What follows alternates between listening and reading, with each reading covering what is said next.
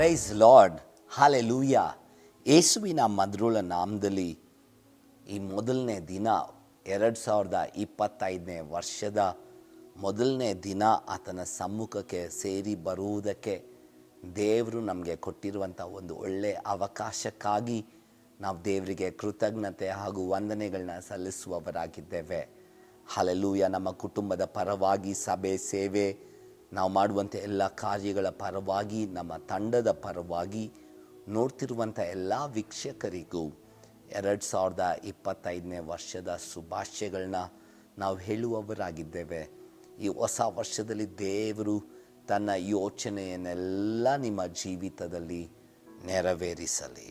ಆಮೇನ್. ಈ ವರ್ಷದ ವಾಗ್ದಾನದ ವಾಕ್ಯಕ್ಕಾಗಿ ನಾವು ತಿರುಗಿಸಿಕೊಂಡ ದೇವರ ವಾಕ್ಯದ ಭಾಗ ಯೆರೆಮೀಯನ ಪ್ರವಾದನೆಯ ಪುಸ್ತಕ 17ನೇ ಅಧ್ಯಾಯದಲ್ಲಿ 7ನೇ ವಾಕ್ಯ ಮತ್ತು 8ನೇ ವಾಕ್ಯ. ಈ ವರ್ಷದ ವಾಗ್ದಾನ ವಾಕ್ಯ ದೇವರು ನಮಗೆ ಕೊಟ್ಟಿರುವಂಥ ವಾಕ್ಯ ಯಾವುದಂದರೆ ಯೆರೆಮೀಯನ ಪ್ರವಾದನೆಯ ಪುಸ್ತಕ 17ನೇ ಅಧ್ಯಾಯದಲ್ಲಿ 7ನೇ ಮತ್ತು 8ನೇ ವಾಕ್ಯವನ್ನು ನಾನು ನಿಮಗೋಸ್ಕರ ಓದುವವನಾಗಿರ್ತೇನೆ. ಯಾವನು ಯೆಹೋವನಲ್ಲಿ ನಂಬಿಕೆ ಇಟ್ಟಿದ್ದಾನೋ, ಯಾವನಿಗೆ ಯೆಹೋವನು ಭರವಸೆಯಾಗಿದ್ದಾನೋ ಅವನು ಧನ್ಯನು. ನೀರಾವರಿಯಲ್ಲಿ ನೆಡಲ್ಪಟ್ಟು ಹೊಳೆಯ ದಡದಲ್ಲಿ ತನ್ನ ಬೇರುಗಳನ್ನು ಹರಡಿ ಧಗೆಗೆ ಭಯಪಡದ ಹಸಿರೆಳೆಯನ್ನು ಬಿಡುತ್ತಾ ಕ್ಷಾಮ ವರ್ಷದಲ್ಲಿಯೂ ನಿಶ್ಚಿಂತೆಯಾಗಿ ಸದಾ ಫಲ ಕೊಡುತ್ತಾ ಇರುವ ಮರಕ್ಕೆ ಸಮಾನನಾಗಿರುವನು. ಹಾಲೆಲೂಯ. ಇದೇ ದೇವರು ನಮಗೆ ಈ ಕಾರ್ಯಕ್ರಮವನ್ನು ನೋಡ್ತಿರುವಂಥ ನಿಮ್ಮ ಒಬ್ಬೊಬ್ಬರಿಗೂ ವಾಗ್ದಾನವಾಗಿ ಕೊಡುವುದಕ್ಕೆ ಇಷ್ಟಪಡುವಂಥ ವಾಕ್ಯ. ಪ್ರಾರ್ಥನೆ ಮಾಡೋಣ. ತಂದೆಯಾದ ದೇವರೇ, ಯೇಸುವಿನ ನಾಮದಲ್ಲಿ ನಿನ್ನ ಪರಿಶುದ್ಧವಾದ ಸನ್ನಿಧಾನಕ್ಕೆ ನಾವು ಸೇರಿ ಬಂದಿದ್ದೀವಿ ರಾಜ. ಕಳೆದ ವರ್ಷವೆಲ್ಲ ನಮ್ಮನ್ನು ಕಾಪಾಡಿ ನಡೆಸ್ದೆ. ಅನೇಕ ಪರಿಸ್ಥಿತಿಗಳಲ್ಲಿಯೂ, ಅನುಕೂಲಗಳಲ್ಲಿಯೂ ಅನಾನುಕೂಲಗಳಲ್ಲಿಯೂ ಎಲ್ಲ ಸಮಯದಲ್ಲೂ ನಮ್ಮ ಜೊತೆಗಾರನಾಗಿ ನೀನು ಬಂದಿದ್ದಕ್ಕಾಗಿ ನಿನಗೆ ನಾವು ಕೃತಜ್ಞತೆ ಸಲ್ಲಿಸ್ತಾ ಇದ್ದೇವೆ. ರಾಜಾದಿರಾಜನೇ, ಈ ವಾಕ್ಯದ ಮೂಲಕ ನಮ್ಮ ಸಂಗಡ ಮಾತನಾಡು. ಹೊಸ ವರ್ಷಕ್ಕೆ ನಮಗೆ ಧೈರ್ಯವನ್ನು ಕೊಡು. ನಿನ್ನ ವಾಕ್ಯದ ಚಿತ್ತದ ಪ್ರಕಾರ ನಡೆಯುವುದಕ್ಕೆ ನಮಗೆ ಸಹಾಯ ಮಾಡು. ಯೇಸುವಿನ ನಾಮದಲ್ಲಿ ಪ್ರಾರ್ಥಿಸಿ ಬೇಡಿ ಹೊಂದಿದ್ದೇವೆ, ಜೀವವುಳ್ಳ ತಂದೆಯೇ, amen. Praise the Lord, hallelujah. ನನ್ನ ಪ್ರೀತಿಯ ದೇವಜನರೇ, ಈ ವರ್ಷದ ವಾಗ್ದಾನದಲ್ಲಿ ದೇವರು ನಮಗೆ ಹೇಳುವಂಥ ಮಾತು ಕೆಲವು ವಿಚಾರಗಳು. ಮೊದಲನೇದು ನಮ್ಮ ನಂಬಿಕೆ, ಎರಡನೇದು ನಮ್ಮ ಭರವಸೆ, ನಮ್ಮ ನಿರೀಕ್ಷೆ. ಎರಡು ಕುರಿತಾಗಿ ಆತನು ಮಾತನಾಡ್ತಾ ಇದ್ದಾನೆ. ಮೊದಲನೇದಾಗಿ ನಮ್ಮ ನಂಬಿಕೆ. ಇವತ್ತು ನಾವು ಒಂದು ನಿಮಿಷ ನಮ್ಮನ್ನು ಪರೀಕ್ಷೆ ಮಾಡಿ ನೋಡೋಣ. ಕಳೆದ ವರ್ಷದಲ್ಲಿ ನಾವು ನಮ್ಮ ನಂಬಿಕೆ ಯಾವುದ್ರ ಮೇಲಿತ್ತು? ಕರ್ತನ ಮೇಲೆಯೋ, ಇಲ್ಲಾಂದರೆ ಅನೇಕ ಸಮಯ ನಮ್ಮ ಕುಟುಂಬ, ನಮ್ಮ ಮಕ್ಕಳು, ನಮ್ಮ ಹಣ, ನಮ್ಮ ವಿದ್ಯಾಭ್ಯಾಸ, ನಮ್ಮ ಕೆಲಸ, ಅನೇಕ ವಿಧ, ನಮ್ಮ ಸಭೆ, ನಮ್ಮ ಜನರು, ಇವರ ಮೇಲೆ ನಮ್ಮ ನಂಬಿಕೆ ಇದ್ದಿರಬಹುದು. ಈ ಕಾರಣದಿಂದ ಅನೇಕ ವಿಚಾರದಲ್ಲಿ ನಾವು ಸೋತೋಗಿರ್ತೇವೆ, ನಾವು ಬಳಲಿ ಹೋಗಿರ್ತೇವೆ, ನಾವು ಅನೇಕ ಸಮಸ್ಯೆಗಳನ್ನು ಕಾಣುವವರಾಗಿದ್ದಿರಬಹುದು. ಆದರೆ ದೇವರು ಈ ವರ್ಷದಲ್ಲಿ ನಮ್ಮ ಒಬ್ಬೊಬ್ಬರಿಗೂ ಹೇಳುವಂಥ ಕಾರ್ಯ ಏನಂದರೆ, ನನ್ನ ಮನುಷ್ಯನೇ, ನನ್ನ ವ್ಯಕ್ತಿಯೇ, ನನ್ನ ಸಹೋದರನೇ, ನನ್ನ ಸಹೋದರಿಯೇ, ನನ್ನ ಮಗಳೇ, ನನ್ನ ಮಗನೇ, ನೀನು ಯೆಹೋವನಲ್ಲಿ ನಂಬಿಕೆ ಇಡುವವನಾಗಿ ಬದಲಾಗಬೇಕೆಂಬುದಾಗಿ. ಮೊದಲನೇದಾಗಿ ಆತನಲ್ಲಿ ನಾವು ಭರವಸೆ ಇಡುವವರಾಗಿರಬೇಕು, ನಂಬಿಕೆಯನ್ನು ಇಡುವವರಾಗಿರಬೇಕು. ಆತನು ಮನುಷ್ಯನ ಹಾಗೆ ಮಾತು ಕೊಟ್ಟು ಬದಲಾಗುವವನಲ್ಲ. ಮಾತು ಕೊಟ್ಟು ಅದನ್ನು ನೆರವೇರಿಸುವುದಕ್ಕೆ ಸರ್ವಶಕ್ತನಾದ ದೇವರಾಗಿದ್ದಾನೆ. ಇವತ್ತು ನಮ್ಮ ನಂಬಿಕೆಯನ್ನು ಪರೀಕ್ಷೆ ಮಾಡೋಣ. ಈ ಮೊದಲನೇ ದಿನದಲ್ಲಿ ನಾವು ದೇವರ ಮುಂದೆ ಒಪ್ಪಿಸಿಕೊಡೋಣ. ರಾಜ, ನಾನು ಈ ವರ್ಷದಲ್ಲಿ ನಿನ್ನನ್ನು ಪರಿಪೂರ್ಣವಾಗಿ 80ರಷ್ಟಲ್ಲ, 50ರಷ್ಟಲ್ಲ, ಪರಿಪೂರ್ಣ 99.9% ಅಲ್ಲ, 100ಕ್ಕೆ 100ರಷ್ಟು ನಾನು ನಿನ್ನನ್ನು ನಂಬುತ್ತೇನೆ ಎಂಬುದಾಗಿ ನಾವು ಮೊದಲನೇದಾಗಿ ಒಂದು ತೀರ್ಮಾನ ತೆಗೆದುಕೊಳ್ಳೋಣ. ಎರಡನೇದು ನಮ್ಮ ನಿರೀಕ್ಷೆ, ಹೋಪ್. ನಿರೀಕ್ಷೆ ಅಂದರೆ ಹೋಪ್. ಅನೇಕ ಪರಿಸ್ಥಿತಿಗಳು ನಾವು ಅಂದುಕೊಂಡ ಹಾಗೆ ನಡೆಯದೇ ಇರ್ತಾ ಇರಬಹುದು. ನಾವು ಅಲ್ಲಿಗೆ ಮುಕ್ತಾಯ, ಇದಿಷ್ಟೇ ಮುಗ್ದೋಯ್ತು ಅಂತ ಅನ್ಕೊತೇವೆ. ಇಟ್ಸ್ ಓವರ್, ಇದಿಷ್ಟೇ ಮುಗ್ದೋಯ್ತು ಅಂತ ಅನ್ಕೊತೇವೆ. ಅದೇ ನಿರೀಕ್ಷೆ ಕಳ್ಕೊಳ್ಳೋದು. ನಮ್ಮ ಶರೀರದಲ್ಲಿ ಅನೇಕ ವ್ಯಾಧಿಗಳಿರ್ಬೋದು, ನಮ್ಮ ಬಿಸ್ನೆಸ್ಗಳಲ್ಲಿ ಸೋಲುಗಳನ್ನ ಕಾಣ್ತಾ ಇರಬಹುದು, ನಮ್ಮ ಮಕ್ಕಳ ವಿದ್ಯಾಭ್ಯಾಸದಲ್ಲಿ ಅವರ ಯಾವ ಇಂಪ್ರೂವ್ಮೆಂಟ್ನ ಕಾಣದೇ ಇರಬಹುದು. ನಾವು ಅಲ್ಲಿಗೆ ಇದಿಷ್ಟೇ ಮುಗ್ದೋಯ್ತು, ನನ್ನ ಕುಟುಂಬ ಜೀವನ ಮುಗ್ದೋಯ್ತು ಎಂಬುದಾಗಿ ಅನೇಕ ಸಮಯ ನಾವು ಅಂದ್ಕೊಳ್ತಾ ಇರಬಹುದು. ಆದರೆ ನಮ್ಮ ನಿರೀಕ್ಷೆ ಯೆಹೋವನಾದ ದೇವರ ಮೇಲೆ ಇರಬೇಕು ಎಂಬುದಾಗಿ ಆತನು ಹೇಳ್ತಾ ಇದ್ದಾನೆ. ಆತನಿಗೆ ಅಸಾಧ್ಯವಾದ ಕಾರ್ಯಗಳನ್ನು ಸಾಧ್ಯ ಮಾಡುವುದಕ್ಕೆ ಆತನಿಂದ ಸಾಧ್ಯ. It is possible. ಆತನು ಎಲ್ ಶಡಾಯ್. ಆಗದೇ ಇರುವಂಥ ಕಾರ್ಯಗಳು, ಅಸಾಧ್ಯವಾದ ಕಾರ್ಯಗಳನ್ನು ಆತನು ಸಾಧ್ಯವಾಗಿ ಮಾಡುವ ಆತನಾಗಿದ್ದಾನೆ. ಹಲ್ಲೆಲೂಯಾ. ನಿರೀಕ್ಷೆಯನ್ನು ಕಳ್ಕೊಬಾರ್ದು. ಅನೇಕ ಸಮಯ ಲೋಕದ ಮನುಷ್ಯರು ಹೇಳುವಂಥ ಮಾತುಗಳನ್ನ ಕೇಳಿ ಕೇಳಿ ಕೇಳಿ ನಾವು ನಿರೀಕ್ಷೆಯನ್ನು ಕಳ್ಕೊಂಡಿರಬಹುದು. ಆದರೆ ನಮ್ಮ ನಿರೀಕ್ಷೆ ಮನುಷ್ಯನಲ್ಲಿಯೋ ಮನುಷ್ಯನ ಕಾರ್ಯಗಳಲ್ಲಿಯೋ ಇರದೆ ಸರ್ವಶಕ್ತನಾದ ಯೆಹೋವನಲ್ಲಿ ನಮ್ಮ ನಿರೀಕ್ಷೆ ಕಾಣಲ್ಪಡಬೇಕಾಗಿದೆ. ಹಲ್ಲೆಲೂಯಾ. ಈ ಸಾಯಂಕಾಲದ ಸಮಯದಲ್ಲಿ ಎರಡನೇದಾಗಿ, ಮೊದಲನೇದು ನಮ್ಮ ನಂಬಿಕೆ, ಎರಡನೇದಾಗಿ ನಮ್ಮ ನಿರೀಕ್ಷೆ ಯೆಹೋವನಲ್ಲಿ ಇಡುವುದಾದರೆ ನಮ್ಮ ಜೀವಿತದಲ್ಲಿ ಈ 2025ರಲ್ಲಿ ಏನಾಗುತ್ತೆ ವಾಕ್ಯ ಹೇಳ್ತದೆ ನೋಡಿ.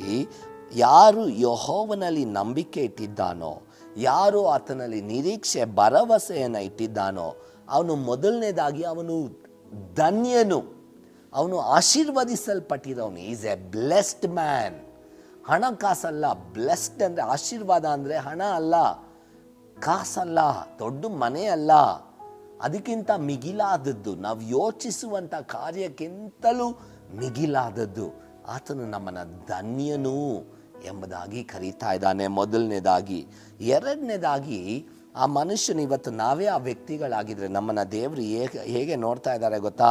ನಾವು ನೀರಾವರಿಯಲ್ಲಿ ನಡಲ್ಪಟ್ಟಿರುವಂಥ ಮರದ ಹಾಗೆ. ಹಲ್ಲೆಲೂಯಾ.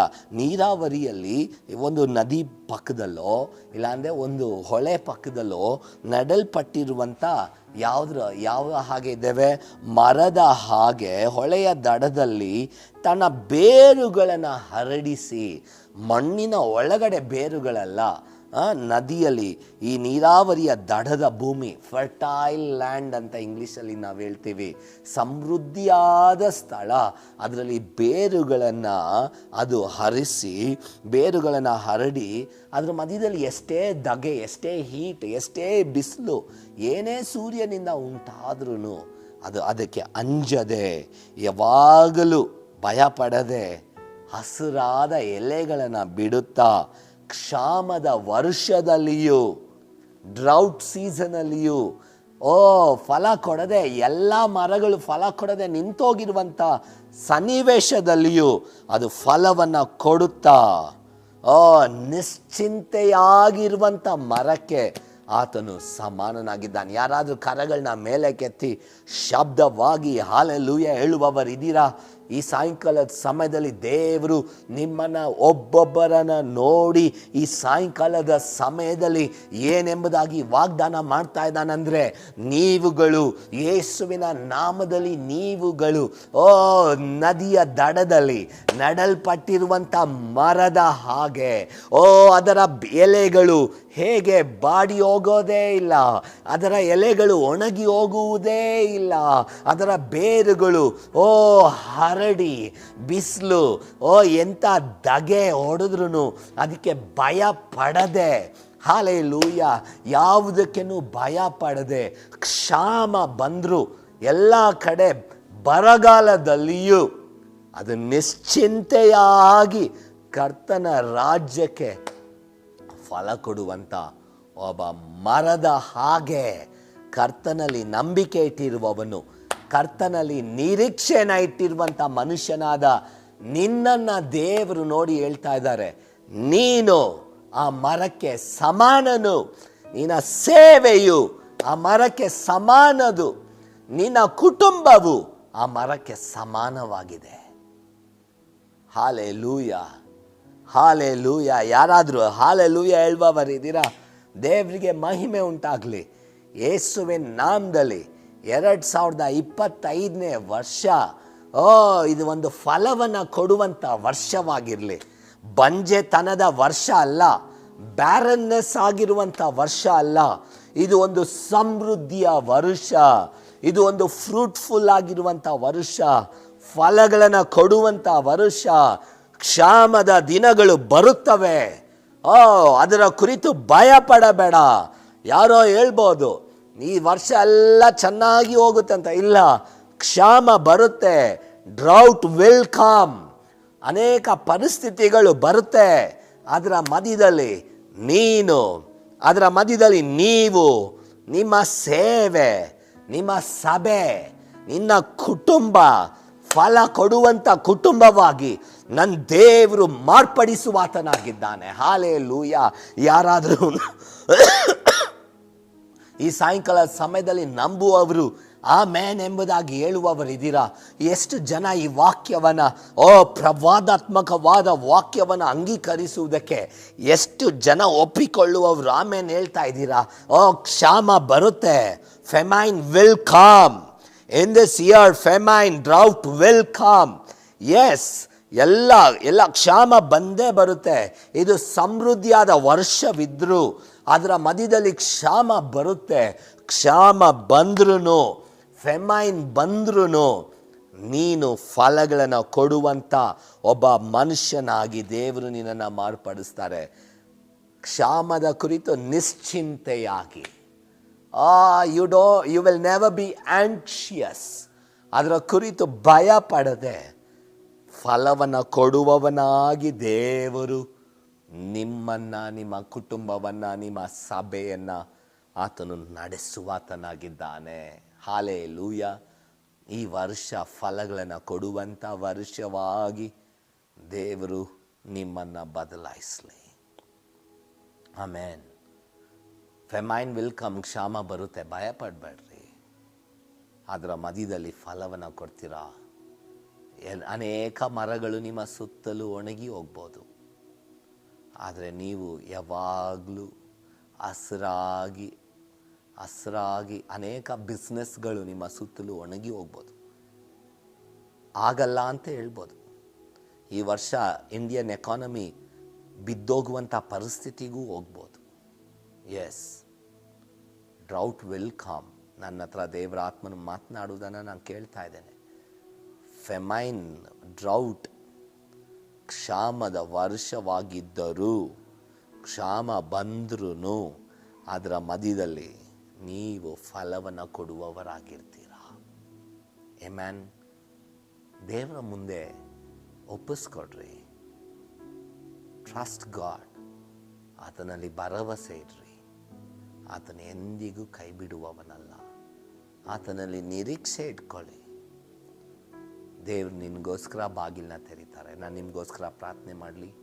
ಕಣ್ಗಳನ್ನ ಮುಚ್ಚಿ ನಾವು ಪ್ರಾರ್ಥನೆ ಮಾಡೋಣ. ಸರ್ವಶಕ್ತನಾದ ದೇವರೇ, ಪರಿಶುದ್ಧ ಆತ್ಮನೇ, ಈ ಸಾಯಂಕಾಲದ ಸಮಯದಲ್ಲಿ ನಿನ್ನ ಪರಿಶುದ್ಧವಾದ ಸನ್ನಿಧಾನಕ್ಕೆ ನಾವೆಲ್ಲ ಸೇರಿ ಬಂದಿದ್ದೀವಿ ಅಪ್ಪ. ನಿನ್ನ ಮಕ್ಕಳಿಗೋಸ್ಕರ ಪ್ರಾರ್ಥಿಸ್ತಾ ಇದ್ದೇನೆ. ಕಳೆದ ವರ್ಷವೆಲ್ಲ ನೀನು ನಡೆಸ್ದೆ.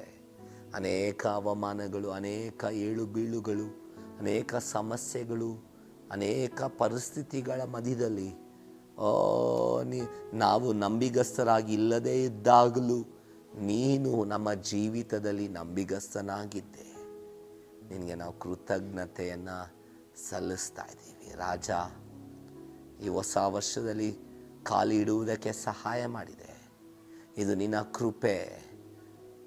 ಈ ಹೊಸ ವರ್ಷ, ಹೊಸ ದಿನ ನಮಗೆ ತೋರಿಸ್ತಾ ಇದೆ, ನಮಗೆ ನೀನು ಕೊಟ್ಟಿರುವಂಥ ಕೆಲಸ ಇನ್ನೂ ಅನೇಕ ಇದೆ, ಅದನ್ನು ಮುಗಿಸ್ಬೇಕೆಂಬುದಾಗಿ. ನನ್ನ ದೇವರು, ನಮಗೆ ಬಲವನ್ನು ಕೊಡು, ನಮ್ಮನ್ನು ನೀನು ನಡೆಸು. ನಿನ್ನಲ್ಲಿ ನಂಬಿಕೆ ಇಟ್ಟು, ನಿನ್ನಲ್ಲಿ ಭರವಸೆ ಇಟ್ಟು ನಾವು ಮುಂದೆ ಹೋಗುವುದಕ್ಕೆ ಸಹಾಯ ಮಾಡು. ನಿನ್ನ ಜನರನ್ನು ತಪ್ಪಿಸು, ಕೇಡುಗಂಡಾಂತರಗಳಿಂದ ತಪ್ಪಿಸಿ ನಡೆಸು. ಪ್ರತಿದಿನವೂ ಇವರ ಜೊತೆಗಾರನಾಗಿ ನೀನು ಬಾ, ಆಶೀರ್ವದಿಸು, ನಡೆಸು.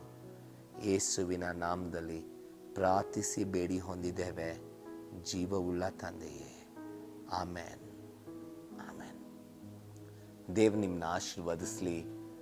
ಒಂದು ಒಳ್ಳೆ ಸುಂದರವಾದ ಆಶೀರ್ವದಿಸಲ್ಪಟ್ಟ ವರ್ಷವನ್ನು ಅನುಭವಿಸ್ರಿ. ಕರ್ತನಲ್ಲಿ ಭರವಸೆ ಇಡ್ರಿ, ಆತನಲ್ಲಿ ನಂಬಿಕೆ ಇಡ್ರಿ. ಆತನು ನಿಮ್ಮನ್ನು ನಡೆಸ್ತಾನೆ. ದೇವ್ ನಿಮ್ಮನ್ನ ಆಶೀರ್ವದಿಸಿ ನಡೆಸಲಿ. God bless you. ಆಮೇನ್.